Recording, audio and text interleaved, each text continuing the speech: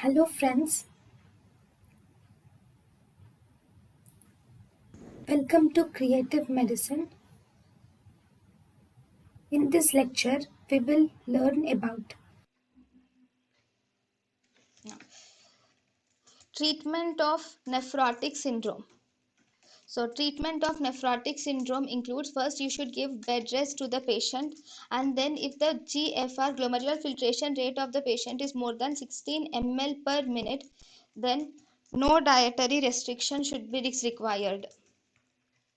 Okay, but if the glomerular filtration rate is less than 60 ml per minute, in such cases we should give dietary protein restriction is required at that during that time when the GFR is less than 60 ml per minute. Then dietary protein restriction is recommended, and this dietary protein restriction is around 0.8 grams per kg per day of protein should be given to the patient. And if you give diuretics, these diuretics will actually relieve the edema of the patient, but still using overzealous or excess use of diuretics is also not recommended, is avoided. Why? Because if you use excess diuretics, then the patient may then the intravenous fluid, the blood volume may become depleted.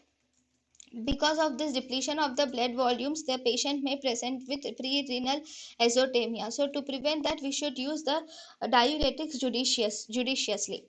Then angiotensin converting enzyme inhibitors can be given. These are given mainly to reduce the proteinuria.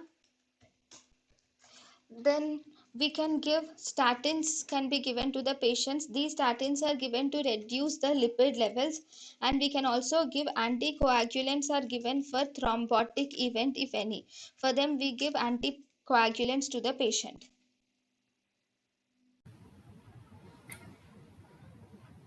thank you and thank you for watching.